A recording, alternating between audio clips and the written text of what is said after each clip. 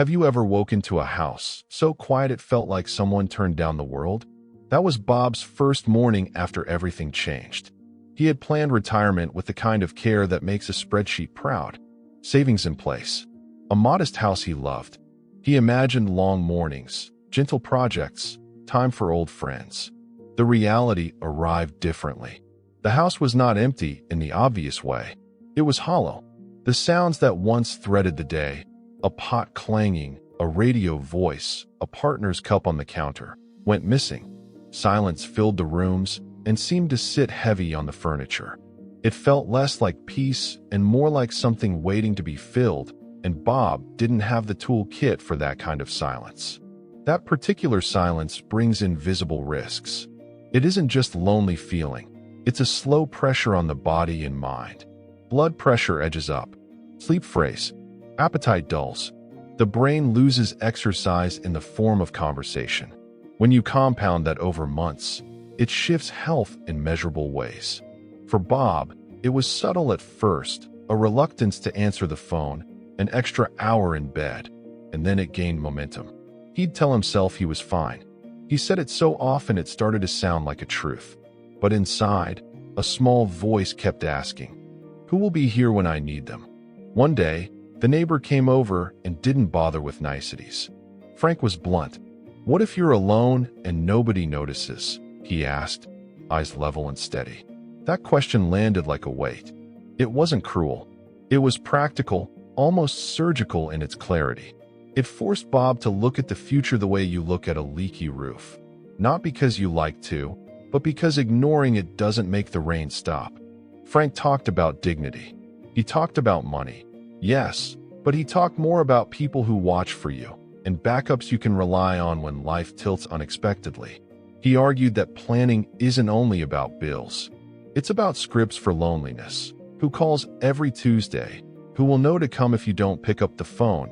What to do when a small problem becomes a crisis?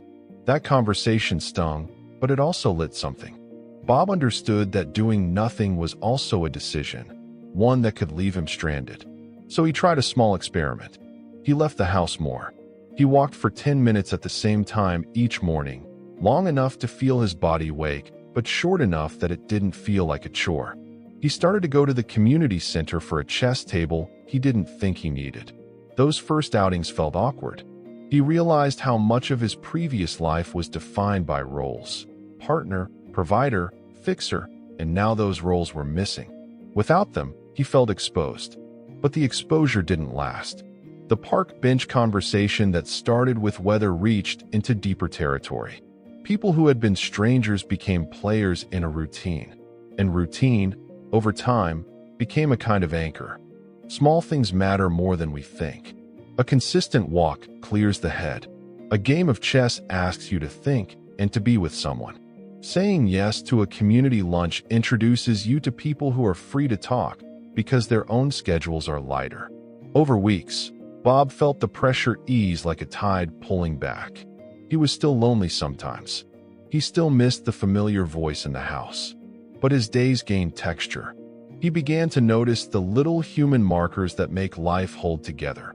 A neighbor who brings soup, a volunteer who remembers a joke, a volunteer nurse who asks about sleep.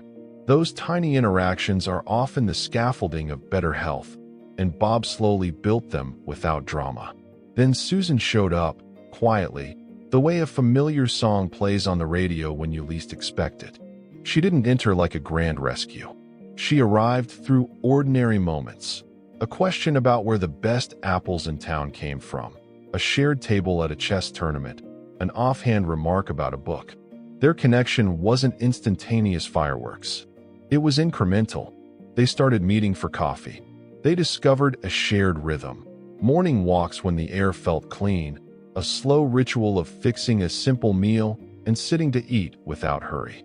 The relationship didn't erase the past. It honored it by not pretending to replace it. Susan didn't try to be Eleanor. She wanted to share mornings, exchange stories, and help with the little things that make a day manageable. When Bob fell ill one night, a fever that made his body feel too heavy for the bed, it was Susan who took charge. She cooled him, watched him, and called his son with a steady voice. Her hands were practical. They made a plan. That practical care didn't feel like dependence. It felt like a human presence doing what humans do, tending to each other. In that moment, Bob realized what companionship can do. It doesn't need to be dramatic. It needs to be present. The relief he felt then was not about being saved, but about being seen. Then life pulled the rug again. Susan's son was marrying and asked her to join his household. The news was happy for her. For Bob, it felt like another quiet closing of the door. He tried to be generous because he loved her care, and he knew family can be a powerful pull. He told her to go. He wanted her to be with her child. Still, watching her leave was like watching the light through a window change direction. He walked her to the bus. He said the steady, brave things people say to keep others from worry. Inside, he felt a familiar ache bloom. The routines he had rebuilt frayed once more. The community center was still there, but grief is not something a coffee hour always fixes. Now came the hard conversation about nursing homes, a topic that sits heavy in many households. The words themselves can carry stigma, loss, giving up, or being put away. Yet for Bob, the choice had a practical edge. He wanted company nearby. He wanted certainty that someone would check on him if he didn't rise one morning. His children were worried. They feared institutional care because of the stories: understaffed wings, rushed meals, corners cut. Those fears are real. Bad care exists, but so does good care. Staff who know residents' names, gardens where people sit in the sun, activities that spark laughter, nurses who catch a problem before it becomes a crisis. The decision wasn't simple. It was a balance between needing help and wanting dignity. Bob chose a facility that felt like a compromise without being defeatist. Within weeks, there were textures to that life too. He found a routine he could stand, the same breakfast table, an exercise class that got him moving without pressure, a volunteer who loved to sing old songs in the afternoons. He reacquainted himself with small pleasures, a neatly kept courtyard, a sunny window seat, new friends who remembered small details about him. The place didn't replace home in the old sense. It offered something different, predictable care and more eyes on him each day. He learned that a space can be loving in its own way, even when it is not the house you raised a family in. Then came the call that shifted everything again. Mrs. Davis, a woman who had become a friend and anchor in the residence, had been in a serious accident. The news hit like a sudden storm. He drove to the hospital with his son, each minute a knotted stitch of fear. The corridors smelled of bleach and coffee. Waiting rooms carry a particular kind of terror, the stretch between nothing and everything.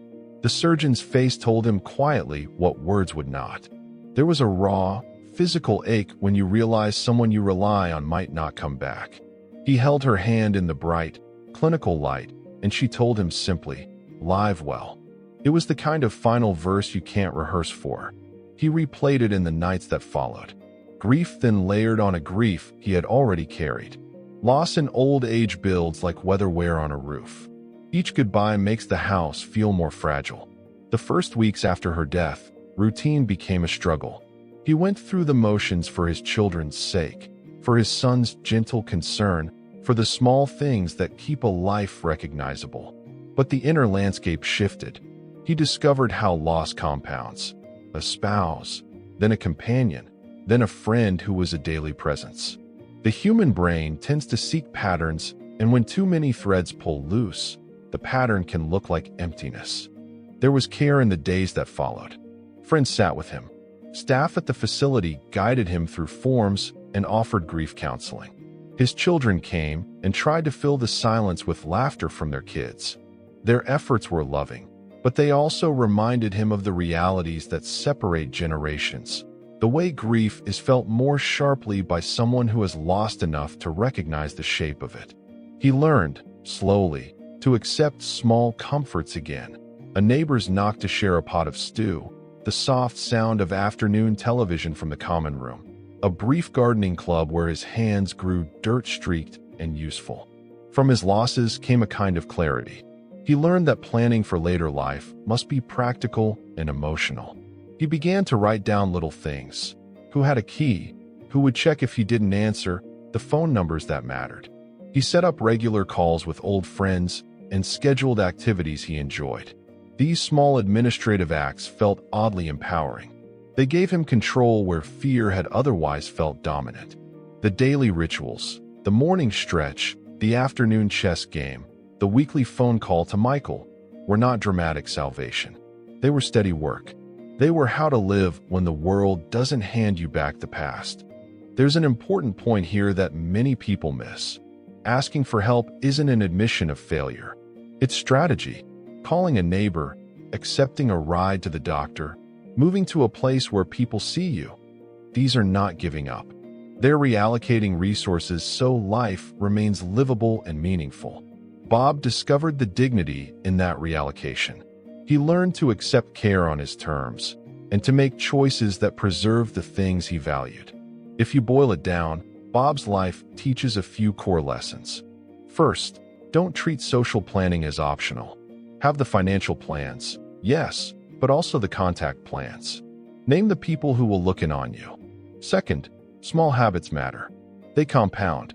10 minutes of fresh air, one volunteer shift, a shared meal. These are cumulative lifelines. Third, be honest about the trade-offs. Nursing homes can be safe and social, or they can be flawed. Investigate and choose deliberately. Fourth, grief doesn't have a timetable. Give yourself space to feel what you feel while finding small rituals that bring you back into days that matter. Here's the line I want you to sit with. Bravery in later life often looks ordinary. It looks like getting up and walking to the park when it would be easier to stay under the covers. It looks like making one more phone call, trying one more class, letting someone care for you. These acts are not dramatic, but they are fierce. They are the daily votes we cast for life. Bob lost people he loved. He also found ways to live that mattered despite those losses. He found friendship, small routines, and a kind of peace that didn't try to pretend nothing had been lost. In the end, his story isn't a tidy moral. It's messy and quiet and real, which is exactly why it's true. If you're listening and a part of this story lands in your chest, take one small step today. Call a neighbor. Go for a walk at the same time tomorrow. Write down the names of 2 people who would notice if you didn't answer your phone. The steps are small.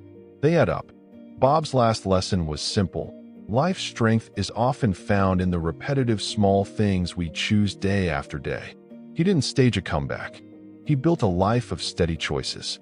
And in those choices, he found moments of joy, measures of peace, and a way to keep moving forward. Live well, he'd say now, and mean it not as a slogan but as a practice.